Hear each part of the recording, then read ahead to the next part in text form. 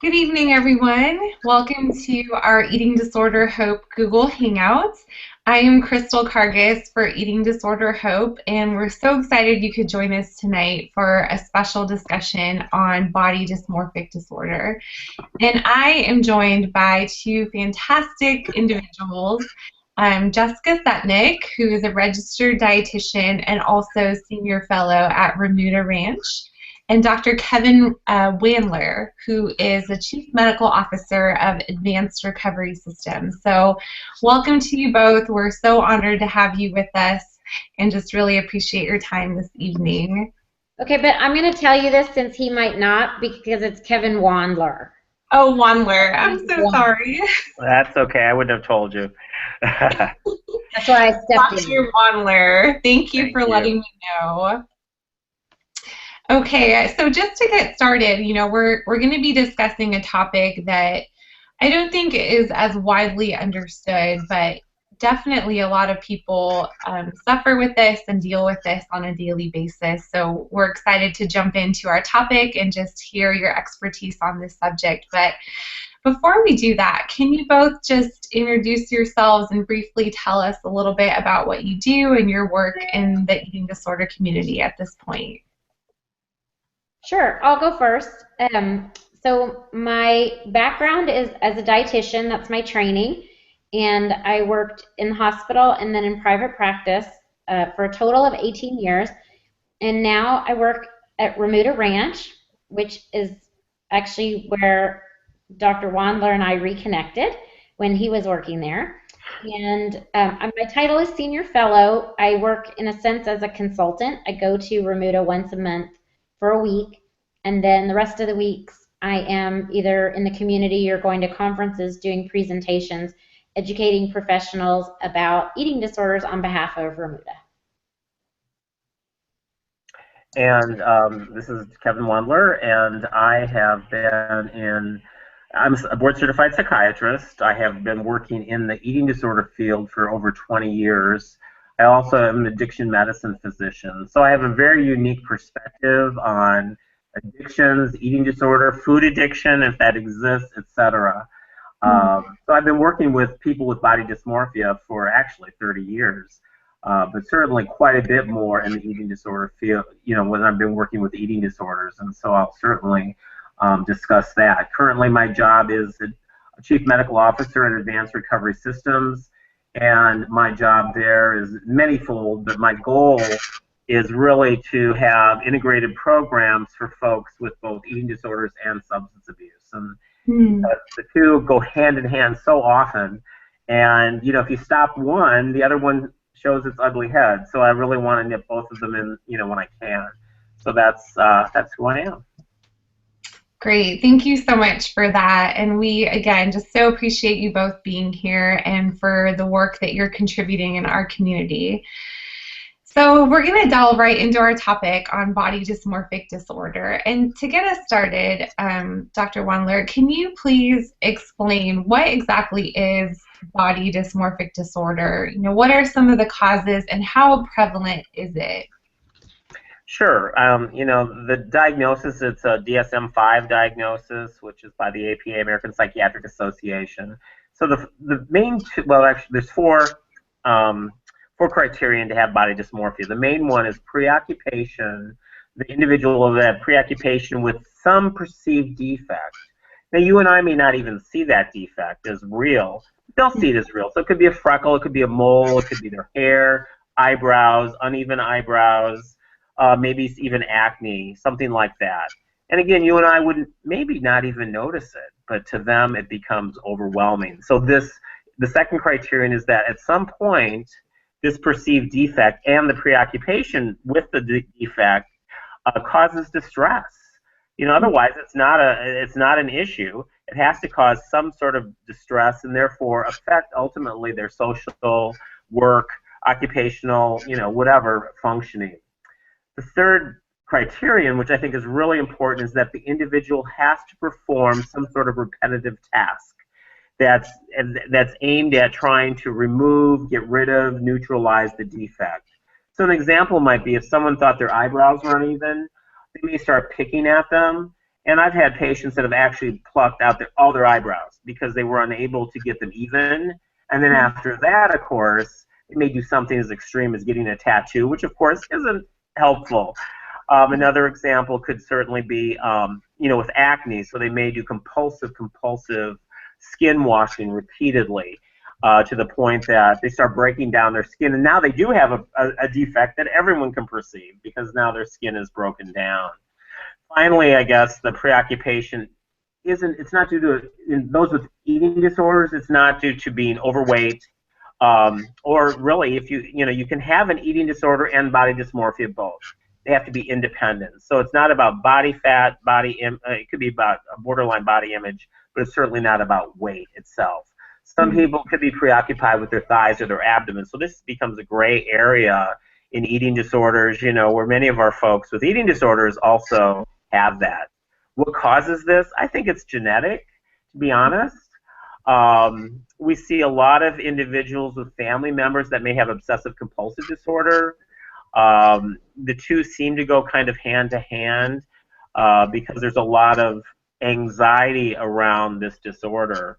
And certainly you see it genetically. You can see other folks with body dysmorphia in their family. But it's kind of a hidden disease. People don't talk about it. There's a study that I had presented in another lecture at one point on showing that 18 women with anorexia, none of them would have ever discussed their body dysmorphia unless they were asked specifically the questions. So it's kind of, I don't say it's shameful, but it's kind of hidden, and so anyhow, that's what it is. As far as the prevalence, we think that almost 5 million people have body dysmorphia. That's quite a bit. And the male-female ratio isn't like an eating disorder, so it's not an offshoot of that. In eating disorders, you have maybe 1 to 10, 1 to 8, males to females. In this, it's about 40% males, 60% women, and that's much more like an anxiety disorder or obsessive-compulsive disorder kind of thing. So, and it starts really young. Puberty really is when it begins. So that's body dysmorphia in a nutshell. Thank you for sharing that information. I think that's really helpful. And how do you distinguish that from, like low self-esteem, which a lot of individuals tend to have or experience with an disorder as well? Because you said it goes beyond, just feeling like you have a defect, but really trying to do something about it. Well, yeah, I think that it's really because they're focused on a body part. That's what makes it body dysmorphia. Dysmorphia means, distorted body image essentially, or distorted body. And so they're focusing on this body part. Certainly they may have low self-esteem, and many of them develop that because this illness leads to isolation, social isolation. People are afraid to go out. They think they're ugly. They think they're hideous. And so as a result of that, many of these individuals will become very depressed because they're so socially isolated, and lose contact with, except maybe a very few close friends, and that's really problematic. Thank you so much for explaining that. Oh, sorry, Jessica, go ahead. I would add to that we're not really clear, and the research is definitely very poor in this area, but there may also be a visual perception problem. So not a vision problem, but a perception where someone with body dysmorphic disorder, you can have low self-esteem because you have bad grades, or you can have low there's a lot of things that might cause low self-esteem, maybe because, I don't know, your brother's taller than you are, or something like that, and it may be out of proportion to reality. But with the body dysmorphic disorder, there may actually be an instability of the visual image of someone, so they genuinely, it's not just saying my sister's the pretty one and so therefore I'm not the pretty one. It's literally looking in the mirror and seeing something so horrifying that other people would be offended by it, not wanting to go out of the house because other people will be upset by your appearance, or feeling like people, like let's say someone over there across the street is laughing, a belief that they must be laughing at me because of how I look. It's really, there's a perception that, by the way, also may seem to change. That's where the instability is. So it's not just not feeling good enough, it's literally almost being able to draw a picture of what is the problem, but someone else would never see it as severe as that is. Right. And that makes sense. Thank you both for just shedding light on this, because I think it's very important for folks to understand, you know, that this is an actual disorder. And Jessica, if you could just maybe expand a little bit, how would you say an individual who is suffering with body dysmorphic disorder is affected just in their daily life? Sure. Well, I guess I got a little bit ahead of myself because those would be some examples, possibly not wanting to leave the house or possibly spending hours before leaving the house trying to, for example, if the perceived flaw is, let's say, skin, you know, maybe spending hours trying to camouflage their skin with makeup. If the perceived defect is facial hair, let's say, spending hours in front of the mirror trying to shave off any sign of facial hair, just a fear of being mocked in public. And we know that our culture is very focused on appearance in a lot of ways, but for example, I happened to click, I am a victim of link bait, and I clicked on something that was just some sensational headline online, and it was like, 12 people you won't believe exist, or something like that, and I was like, whoa, I have to see that. So I clicked, and one of the people was the guy with the biggest nose in the world. Now, I don't know for a fact that this guy has the biggest nose in the world, okay? He had a largish nose. But he doesn't have any kind of body dysmorphic, just like he has a large nose. He totally gets that he has a large nose, but it doesn't impair his functioning in any way. Right. He's like, yeah, I have a large nose. Here, take a picture of it from the side. You'll get a better angle. You know, there is, like, in other words, yes, our society may be appearance focused, but it doesn't inherently mean that a big nose impairs your functioning. Like, it may mean that you're not going to be a Victoria's Secret runway model, okay? I'm just saying, I don't know that for a fact. I'm just saying there are probably things that it might impair your functioning, but it's not going to impair your functioning in the way that someone with a normal size nose, but body dysmorphic disorder, their functioning is impaired because of the perception that they have an abnormally large nose, and that is a bad thing that needs to change, or else they'll never get a job at a job interview, or, you know, much less not be a Victoria's Secret model. They just can't even leave the house because no one will want to speak with them, that kind of thing. So you can kind of see that it's so tempting to say, well, maybe someone is sort of unattractive or disfigured or something like that, but you know what? People go out of the house all the time that are unattractive or disfigured, and you know what? There's a lid for every pot. So, you know, you really can't blame, you know, not liking the way you look on body dysmorphic disorder. It really is something that is not there or would seem minor to someone else. So the example I always give is the person who says, like, look at this bump on my nose, and you think, let me get my magnifying glass. Like, I barely even see what you're talking about, but to them it's like, well, I could make a down payment on a house, or I could use that money to get this giant bump on my nose removed. And you're thinking, like, why would you even bother, because that bump on your nose is so insignificant? And so to an outside person, it could definitely seem like, why are you focusing on that? Like, you're so vain.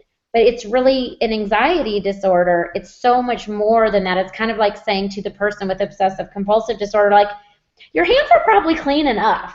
Right? It's not going to make someone stop washing their hands if that's their compulsion. It's the same thing. Like, okay, the nose bump isn't really that big. Let me get a ruler and prove to you. Like, you can't use logic against something that is irrational. And so I feel like there's not only the problem of having the disorder, but there's also the lack of understanding, I think, from others about the fact that, and Dr. Wandler mentioned this, that it is a disorder. And so there's a double, and I do think there's shame associated with it. The fact that people with anorexia in that study that Dr. Wandler mentioned said that they weren't going to mention their body dysmorphic behaviors, I think that some part of that probably is related to shame. There are other aspects of it. Some of the other aspects are that someone with body dysmorphic disorder might think, my flaw is so obvious, I don't have to mention it to my medical provider because clearly they can see the giant bump on my nose. Or even I'm trying so hard to conceal the giant bump on my nose. Why would I draw attention to it by mentioning it? But there's also that shame of, you know, the perception. And there's actually two types, or a modifier, I should say, of body dysmorphic disorder in the DSM-5, which is body dysmorphic disorder with insight and body dysmorphic disorder without insight. And I'm not sure those are that's the best wording, but basically what it means is that someone has body dysmorphic disorder and understands that there's an irrationality to it, but nevertheless can't stop, versus someone who really genuinely believes that the flaw is real. And I have had two patients who, on that form that you have to fill out when you go to a new doctor, and it has that whole long list of every symptom in the world, and you're thinking, who even reads this? But it's basically like, have you ever had a stroke? Have you ever had a headache? Have you ever had a zit? Like, it's like everything that could have ever happened to you. Osteoporosis, like, and you're thinking, if I had all of these things, like, how would I have walked into this office? But, you know, there's just all this stuff. And so two patients in my history as an eating disorder dietitian told me that on those forms they check off that they have a disfigurement. And both of them identified the area, you can't see it the way I'm sitting, but the area, let's say, above your waistline as their disfigurement. And I thought, you know, my first sense is sort of like, you don't actually know what disfigured means. Like, disfigured means like you've had some kind of brain surgery and only have like half a forehead, or you know what I mean? Like, it's like something horrible has happened to you and you're now disfigured. But they didn't think of it as like, yeah, I have a muffin top and I need to lose some weight. I mean, they literally perceived it as being disfigured, that their shape in that area there was something very wrong with it. And I now, you know, or at the time I was told by their therapist, like, this is body dysmorphic disorder. And it made me realize that even as a professional, it's so tempting to want to poo-poo that for someone and say, you know, if you wear XYZ pant size, then you can't be disfigured in that area. But logic doesn't work in this sense. And so I think that there may end up someday, and this is not exactly the answer to your question, but I think that at some point there may be an eating disorder modifier, which is eating disorder with body dysmorphia and eating disorder without body dysmorphia, because we know there are people who are unable to eat appropriately, but they'll tell you, I know I'm underweight, versus someone who will not be able to eat appropriately and will tell you it's because they are disfigured and have to try to lose this part of their body. So dieting can actually be a symptom of body dysmorphic disorder. Absolutely. But usually it's dieting to change a body part that genuinely dieting is more than likely not going to change. That's all really interesting. Thank you for sharing that. And I don't know if you both can answer this, but are there different degrees of body dysmorphic disorder where someone might be able to function and still have a job and, you know, maintain their social life, versus someone else who might have it to such a severity that they literally can't even leave their house, like, you know, you were saying? Well, I'll just comment that, you know, I've had patients that were all the entire spectrum, because some folks, their body dysmorphia, will say maybe it's their hair, so they can camouflage that. They can wear a hat, women can wear a scarf, or, you know, different things to and put different things in their hair, you know, like a little flower or whatever, to make it camouflaged or covered. So then they feel safe. You know, I'm able to go out in public because I'm able to camouflage myself and no one will know my perceived defect. It becomes more challenging when it maybe's on your face and you know, and makeup doesn't cover it well, whatever that perceived defect is. Or clearly someone who's ended up plucking all their eyebrows out now have an obvious issue, because most of us do have some eyebrows. Whether or not, and they're almost everyone's are asymmetrical. That's just kind of normal. And you know, so it can go to the full extreme. And I've had patients that it's progressed. It started with something simple, and so say maybe it was their hair, and then it moved to their nose, and then it moved to their abdomen or whatever, and it can progress over time. because they maybe think they've fixed the hair situation, and then it progresses onto their nose or whatever. So it becomes a problem. One thing I want to comment on is the issue with treatment, because I will tell you, Jessica alluded to some of it, is that most interventions aren't helpful. I mean, surgical type intervention or dermatologic interventions or dental interventions, things where you're actually trying to physically change the defect, are not helpful. There's some great studies show that really almost any treatment that we do, those kind of interventions, it only helps about 11 or 12% of the time. And about 16 or 17% of the time, it makes things worse. So if you can imagine, you're concerned about your nose, and you have a nose job done, and you paid, I don't know how much it costs, $10,000 to have a nose job done. Yeah. And guess what? You're not happy with your nose. And think, unfortunately, sadly, think Michael Jackson. I mean, how many neurosurgeries did he have? I don't know, but I mean, certainly he repeatedly had changes to his just something that's so obvious to all of us as his nose.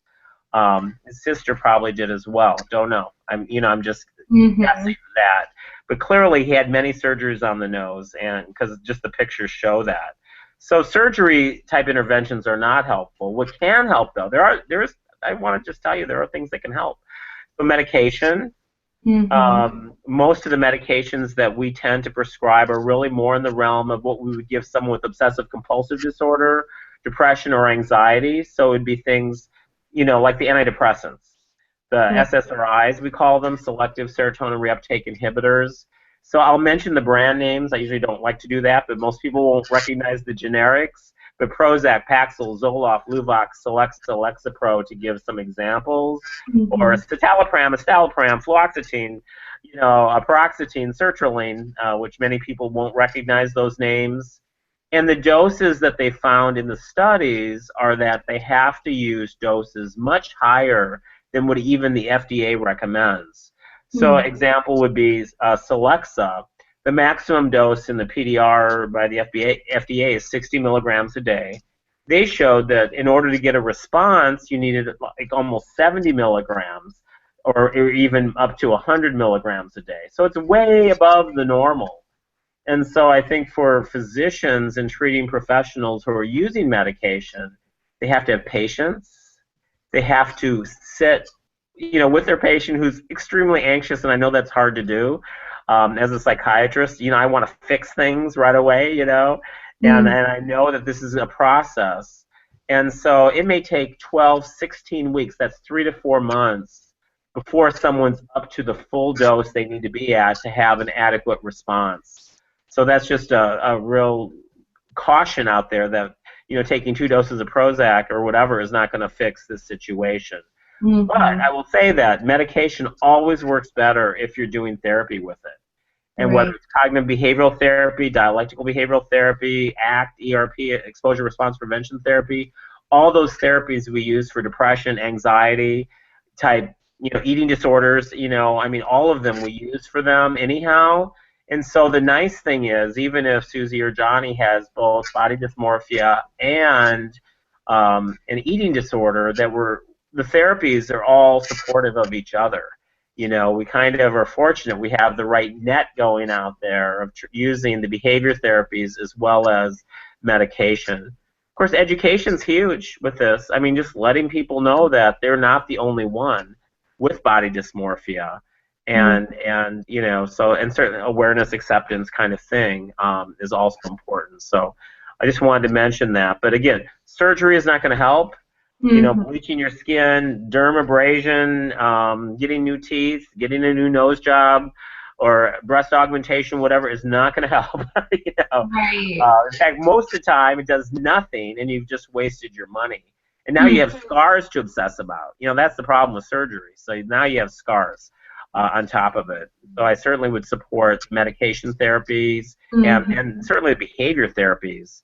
And for those with eating disorders, of course, nutrition therapies. So it's all important. It's a whole package. Definitely. Well, thank you so much for explaining that. And Jessica, if we can come back to you, can you maybe describe how would someone who's suffering with body dysmorphic disorder know that they need treatment, you know, because on the surface it seems like it's an issue related to a defect that they need to fix, but like Dr. Wandler was saying, you know, that's not going to help treat the disorder itself. So how does someone know they need treatment? Well, and that's the big bummer about it, is that because it feels so real, and because unfortunately so many professionals aren't really aware of body dysmorphic disorder or what it is or what to do to help someone, a lot of times if someone with body dysmorphic disorder goes to, let's say, a cosmetic surgeon, they're not going to be turned away. That person isn't going to say, no, I won't change your nose, because that person isn't going to assess for body dysmorphic disorder. So I would say a clue would be if you have tried to change your defect and it hasn't worked. I know it's so tempting to say, well, I didn't find the right surgeon or I didn't get the right nose job, but it may be worthwhile to talk to someone you trust about whether perhaps there's more to it than that.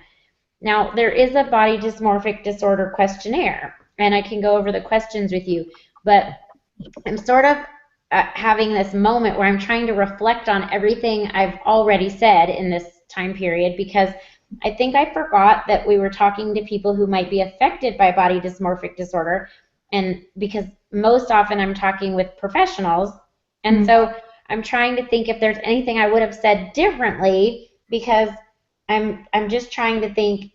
My whole goal often, and I think Dr. Wandler's goal too, except he is better maybe at modifying it in this situation, but my whole goal is to try to convince professionals that, like, this is a real problem and you have to deal with it. And I'm thinking for individuals suffering, it's almost the opposite, because you're trying to help someone recognize this is a real problem, but it's not the problem you think is the problem. It's a mental issue that you can get treatment for, but it's not going to be treatment in the way that you think it's going to be treatment. Like, it's not going to be getting perfectly symmetrical eyebrows tattooed on. So it's almost like this weird catch-22. How do you help someone recognize that they need treatment? So I would say, you know, here's the questionnaire, but in addition to the questionnaire, have you tried anything life-threatening to change a physical flaw that you have? Have you ever actually taken a knife to your own body to try to change something that if someone else told you they did, you would be shocked? And I think that that's where an individual might be able to start to recognize it is, have you, let's say, used up a dramatic amount of financial resources trying to fix a flaw that hasn't seemed to be successful, that kind of thing. I mean, I'm thinking of Michael Jackson. How would you convince Michael Jackson that he had a mental health issue that could be solved when he had all the money in the world to keep going and getting more surgeries and more skin lightening treatments? So how do you help someone with a perception problem? So we fall back on this questionnaire to say, number one, are you very concerned about the appearance of a part of your body which you consider especially unattractive? And if you are very concerned about a certain body part, does it preoccupy you? Do you feel like you think or worry about that body part a lot and wish you could worry less? So it's not just an annoyance or, you know, I wish my hair was straight instead of curly, because who hasn't had those thoughts? But is it something that is taking up a lot of your time, looking for cures, looking for solutions, or avoiding interaction with people? And then if you can think about all of that time that you spend thinking about it, trying to change it, worrying about it, working on it per day, if that amount is more than an hour a day, that may suggest that there's an issue right there.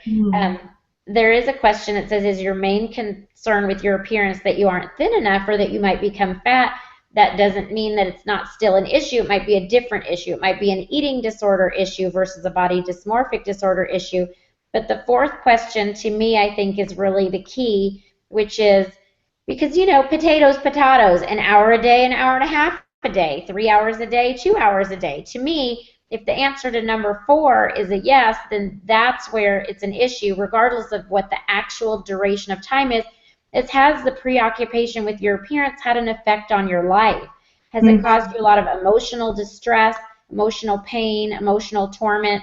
Has it significantly affected your social life, your ability to be with your family and be present? As Dr. Wandler mentioned, has it interfered with your ability to go to work or to look for a job? Is it just an ongoing fear that interferes with what you, if someone said, what does your dream life look like? And you would say, well, it looks like XYZ, but I'll never get it because of blank, and blank is a physical defect. That suggests that this is body dysmorphic disorder. So really, I kind of think eating disorder hope, just bringing up the awareness of it, is really the goal, because then someone who's listening might say, wait, maybe it's possible. I mean, it's also possible that everyone around me is just being nice about the bump on my nose. But if genuinely people who I trust are telling me they don't see the bump, then possibly could the problem be a mental issue versus a bump? The same way that someone with obsessive compulsive disorder has to sort of come to that realization that maybe it's not a contamination problem, maybe it's a mental issue. Or someone with an eating disorder has to recognize, okay, maybe it's not a weight problem, it's a mental health issue. So this is I mean, of all the questions, I feel like this is the hardest one to answer. But I would say if there's any speck, any particle of you that thinks it might be an issue, then talk with someone you trust about it.